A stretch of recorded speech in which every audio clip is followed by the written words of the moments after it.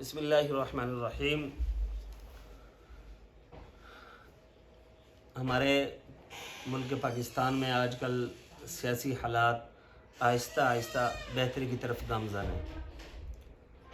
9 اور 10 مئی کے جو واقعات تھے جنہوں نے دل دہلا دیا تھا، اور ہر درد دل رکھنے والا پاکستانی اس پر بہت افسردہ تھا اور غمناک تھا، غضبناک بھی تھا، پریشان بھی تھا کہ یہ کیا ہو رہا ہے اس ملک میں۔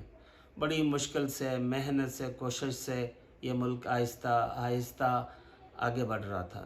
جیسے ہم اپنے بچوں کو آہستہ آہستہ آگے بڑھتے ہیں، ایسے ہی یہ ملک بھی آہستہ آہستہ کوششوں کے ساتھ آگے بڑھ رہا تھا۔ تو لیکن کیا ہوا کہ یکدم اتنے ملک میں 9 مئی کے واقعات کی تباہی، اتنا جلاؤ گہراؤ، اتنا ایسی عمارات تعمیری، ایسی عمارات، ایسی چیزیں کہ جن کی وجہ سے اتنی پریشانیوں کا ہمیں سامنا کرنا پڑا۔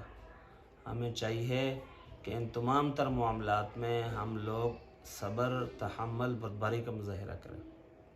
یہاں پاکستان میں رہنے والے ہم جتنے لوگ ہیں، ہم سب کا نظریہ مختلف ہے، ہو سکتا ہے سیاسی نظریہ، ہم کوئی کسی جماعت کو، کوئی کسی چیز کو، کوئی کس ویژن کو، کوئی کس کاز کو، کوئی کسی کی کیا ترجیحات ہیں، وہ مختلف ہے۔ ہر سیاسی جماعت کا کسی بھی اعتبار سے الیکشن کے لیے تمام تر چیزیں اپنی اپنی ترجیحات ہیں۔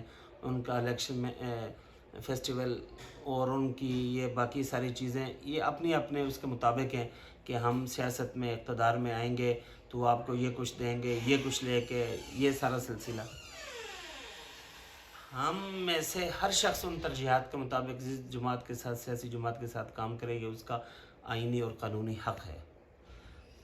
یہ اختیار نہیں ہے اور نہ یہ ہونا چاہیے کہ ہم ایک دوسرے کے خون کے پیسے بن جائیں، ہم ایک دوسرے کو قتل کرنے لگ جائیں، ہم ایک دوسرے کو گالیاں دینے شروع ہو جائیں، ہم ایک دوسرے کی ذات پر الزامات لگانا۔ یہی کچھ پاکستان میں پچھلے سیاست تو پاکستان بننے کے بعد سے شروع ہوئے، مگر یہ کچھ نہیں ہوتا تھا پاکستان میں جو 2014 سے یہ سب سلسلہ شروع ہوا۔ اب آہستہ آہستہ اداروں کو پتہ چلا، پہلے بھی ان کے علم میں ہوگا، کیا حکمتیں ہوں گی یہ اللہ جانتے ہیں، وہ جانتے ہیں، کہ یہ چیز پھیلتی چلی گئی، یہ کینسر والا دانہ بڑھتا چلا گیا، اور اب جا کر کے کہیں اس کینسر کو روکنے کی کوشش کی گئی۔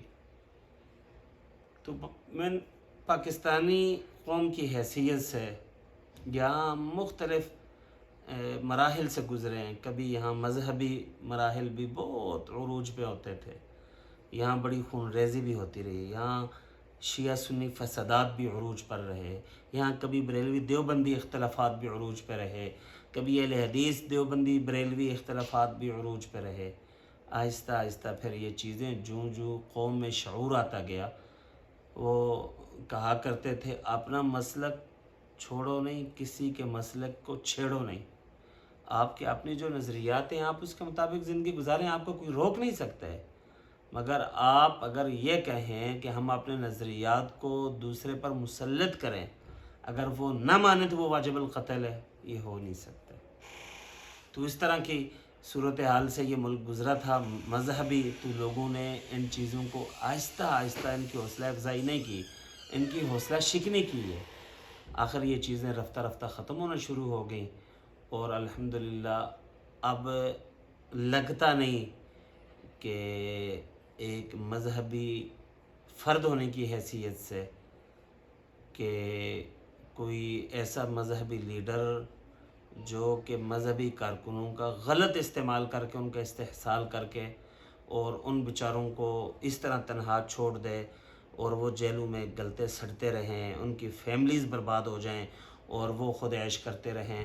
اب بہت سارے لوگوں کو بہت ساری چیزوں میں عقل ہے، سیاسی سطح پہ یہاں یہ شعور نہیں تھا۔ پھر ایک پارٹی کے آنے کے بعد یہ کہا گیا کہ اب ہم لوگوں کو سیاسی شعور دیا، چلیں جی سیاسی شعور کے لیے لوگ اٹھے، سیاسی شعور کے لیے لوگ آگے بڑھے، تو اس سیاسی شعور کو اس انداز میں استعمال کیا کہ جس طرح مذہبی جماعتیں ان چیزوں کو استعمال کیا کرتی تھی۔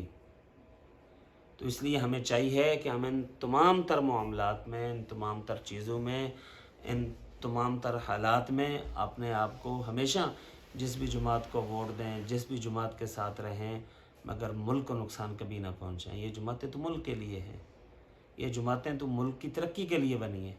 अगर इन सियासी जमातों से मुल्क पीछे चला जाए, नीचे चला जाए, मुश्किल हालात का शिकार हो जाए, फिर इनका क्या फ़ायदा है।